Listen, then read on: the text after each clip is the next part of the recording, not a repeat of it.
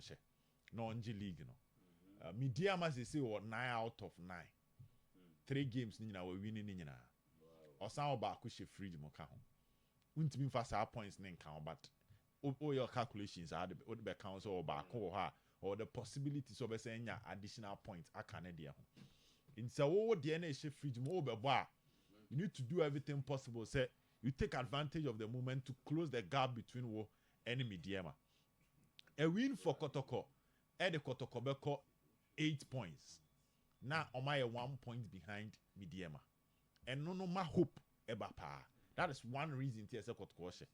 The second thing is last in Nsoatreman Kotoko home and away. So you need to get a revenge for the fans. So be a show home and away. I fear so we born home then I will share the panel. Now Odinya ultimate the chichiro chita for re. The third thing is send a chita for the buy your next home game. Fortunately for Kotoko, about draw against Chelsea. So we say now promo for the Sunday game ne be better ama club no. Because we to obuasi akwantu no.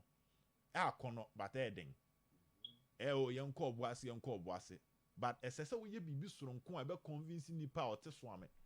Ote ebu akwa, ote ejoso, ote tek, ote krofrom, ote edum, ote santas, even santas impo no. Ebe convincing se kwesi ada dru. Ma po asori even santas. Se santas de no ebe oboase. Ya oboase kwan. Oboase kwan so. Ntina me ka se even santas. Even no na. Se santas ne de nka we ka so easier than obi owo krofrom. Anazo obi obu okrum. Because obi obro krom no be ba ansa na abeduru santasi ansa na wato aso akọ. So even the ote santasi mpo no one man reason so ombro oboase a one obetena chiri. Obeti commentary na obehwe ball. And first game na chitafo no koy bases maako 7 say 8 na call oboase. So percent numbers ne doso a enkunimdie. Nti ene se Kotoko hye. These are 3 key reasons intia you need to give them a win. And now me tie coach Ogum na Mr. Tuo clearly to say or your coach onim much about Nsoatreman team no. Utie ne interview everyone young apostles beba or admit say na onim much about them compared to Karela. But then not you would see how describe Nsoatreman team na is a team what ya tum so onim omo pa.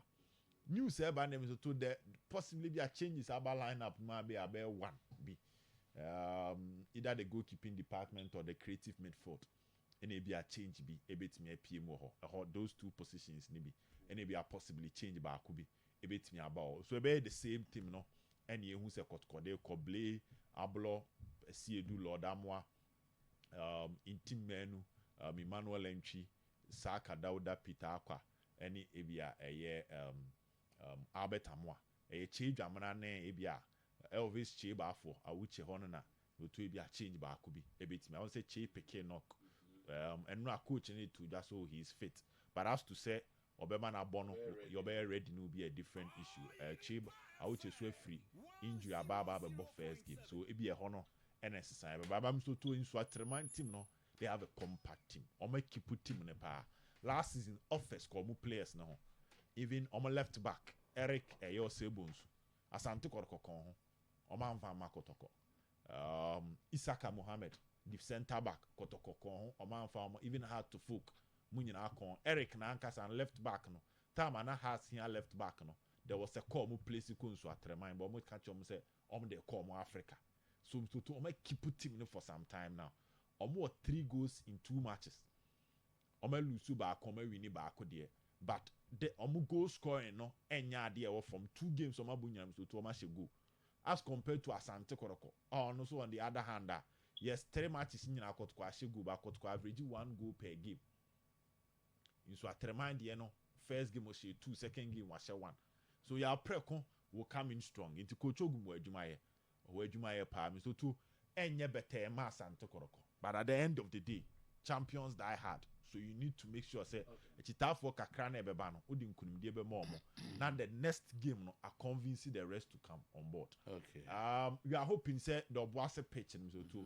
Yebe who changes Kakra at least nyabe 1 week 3 days be after Kotoko against young apostles.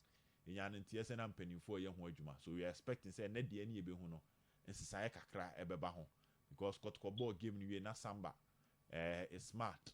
na omunyina players are omepra yentimi nka say pitch no, but it was right after the game omunyina had to go back to the medical room no omoko pay treatment ho.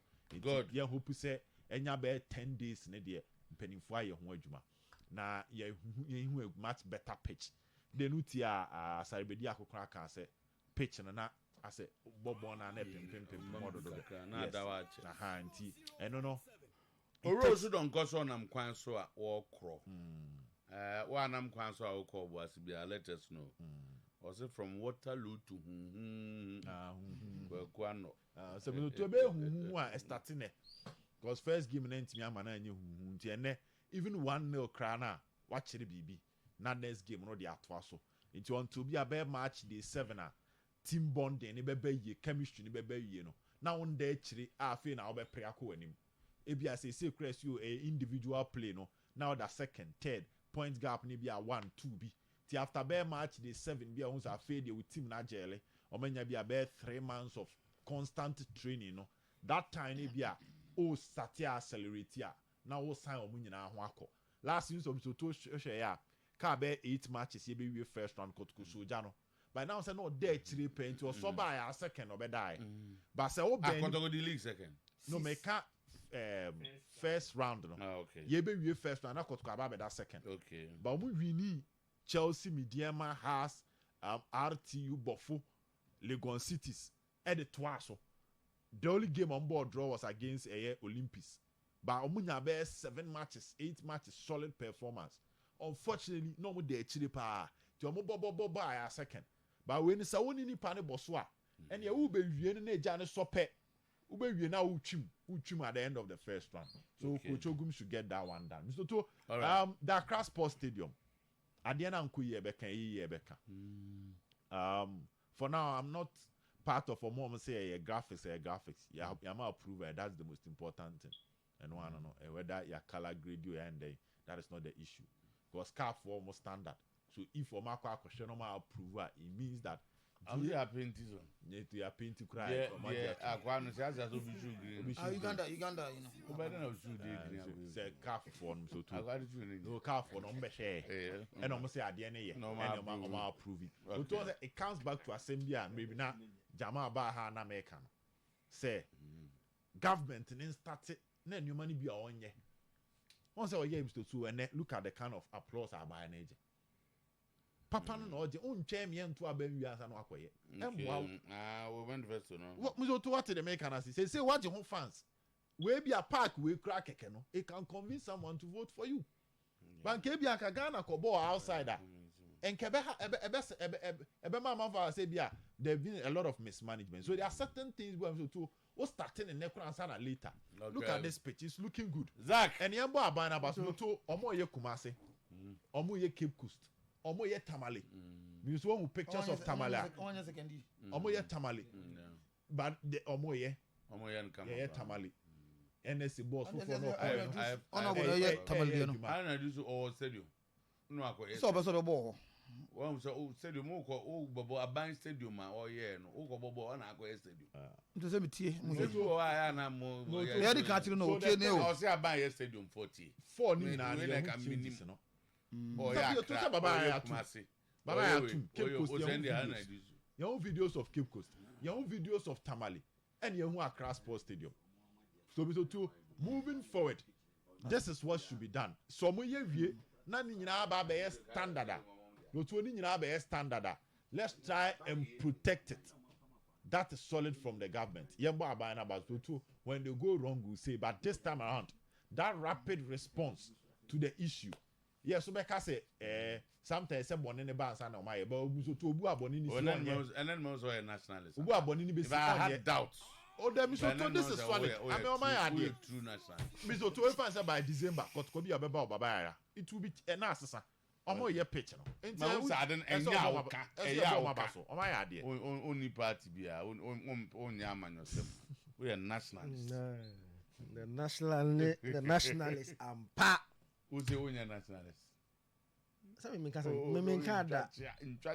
nkasa nationalists da asa mimpo but no comment about no mimpo even though I don't belong to them but the comment one thing was clear and then I made go maybe now unse from day one Sudan for no omo de no all their preparation towards this game Accra so mo ni so mo bagana enti preparation my nyina for this game well another meeting funny thing na mo say omo ye o meeting tama ye ba say ye tuba bayare mo no na the Ghanaian contingent no let back say the Ghana that you know will never play this game outside match no mo born Ghana so let's prepare ye kwako born our Ghana now the only thing that they are happy is that the game, is not in Kumasi because they think say playing the game at Babaya is more intimidating than Accra.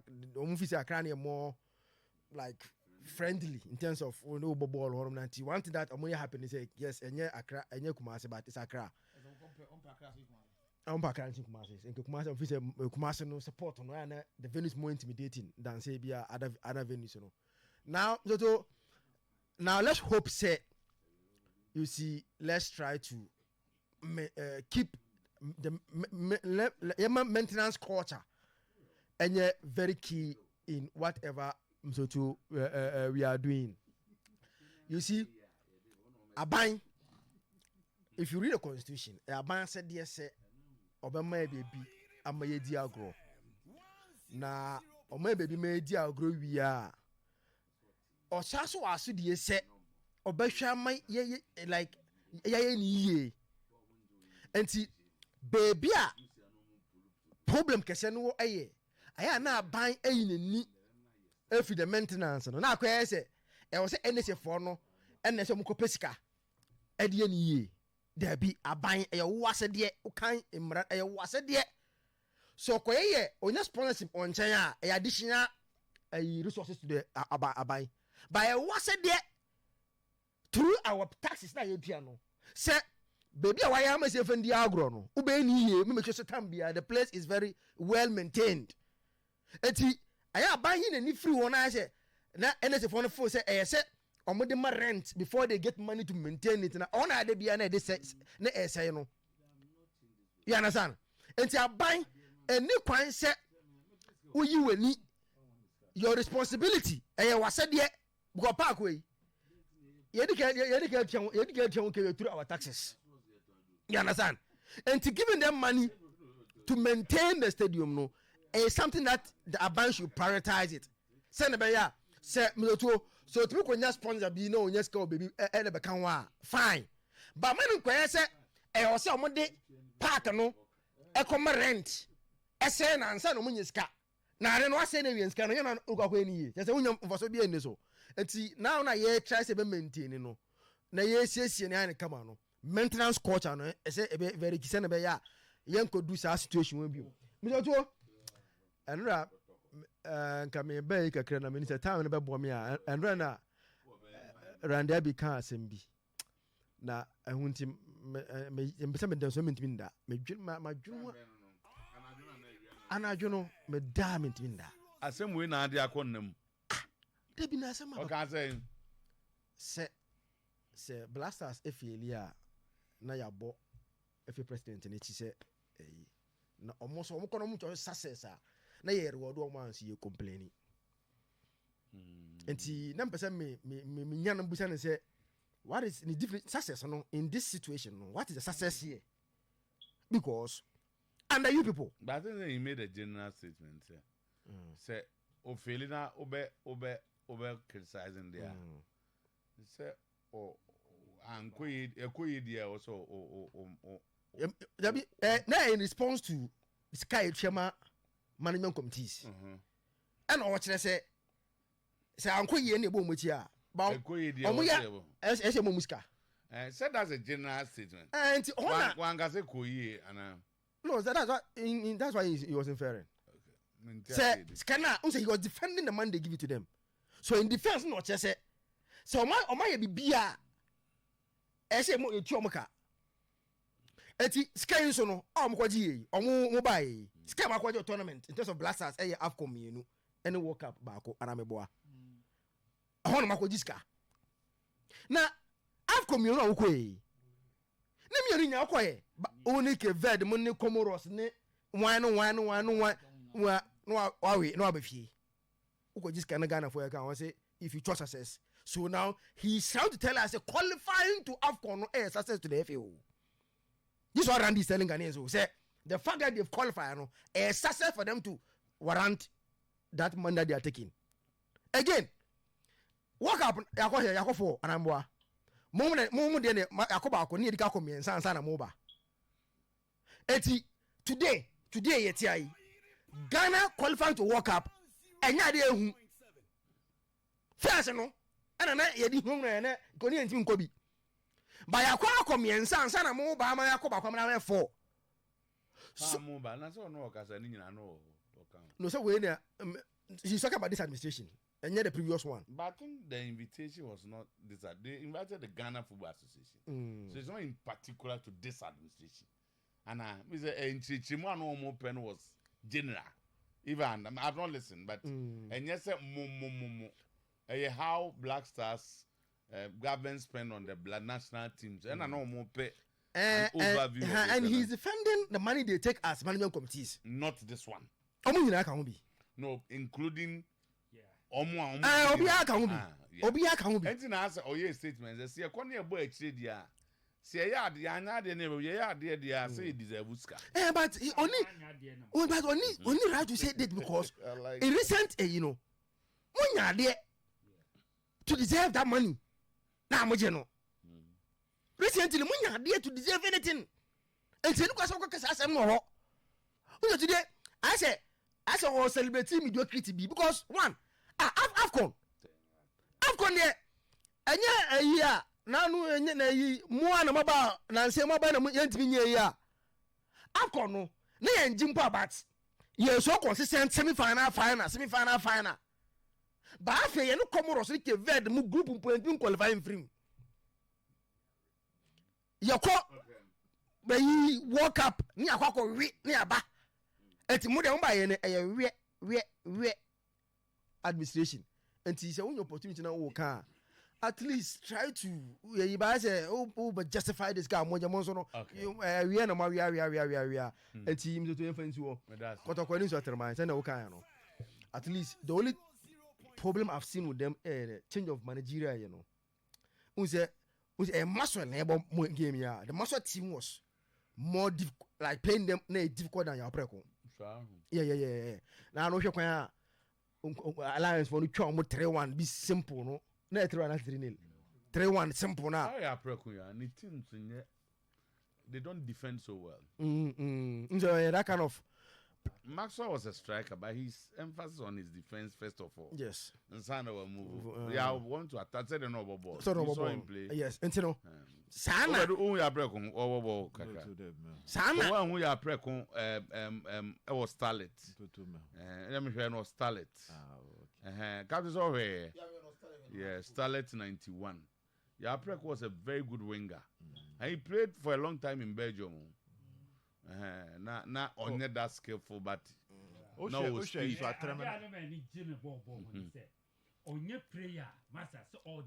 Debbie. At the ball, my back pass, maybe on the ball, more and 5.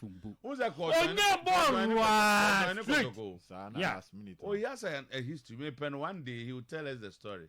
He nearly joined Kotoko. Now, Papa, my friend, Mr. Yaola Danso. Now, oh, yeah, the team na Apreko boy, never power lines. I'm not paying for a camp about what I'm saying. No, but power lines. The man was a Kotoko person. And Tina Opeso de Apreko and back Kotoko. And go for some money, cheap players here. Upon my moment, the woman chinis here. Mean to me, I say, ask for the chinis here, the bank of me chinis here. A man for realizing here now. I not know Bobo has there was a tussle. And yes, intense as the battle said we or Baha or Kwaha. Because this is a young man, this is even the Lami Yama. I will be Ghana. He was a very good player. Very, very good player. Oh yeah. So it's in the team. As No? I'm getting them of Anguana enim. Ah, me kan. You're right. Onya bora na drew 18. Enti na me penastem papa. Na bobo. And yes, so many got over Bontin or Gino. Ah, onya bora na drew 18. Who be of a and we do 18 mu dey be say. But onya bora pan bia so. E be drew 18. We had a lot of chances. Yes. That was it. Tina na bobo over nim no pa yi. There's an Raheem Sterling line bisa. Omo ya se kakra. And as a Rashford. Rashford still also. So eti on the team no omo concede into hwa if omo in Africa mpona eno na dey omo free mu they were conceding oba Accra Lions 3-1 eti a game that different Nsoatreman team like the one we saw last season ebebo you know say na Mr. Woka na no meka che omo as a team bia ebo no modin bia no afim abeso what to place abros wa emienu nti wa hwa akọ team se bo mo ko Real Madrid ko Man City Arsenal mo compete ko Liverpool afi no so a o major transfer the obem ados wa emienu they are only solving particular problem. Say obi o ba bia no also team be yes obeso problem bi Oba be show bia obeso problem bi ba say okoye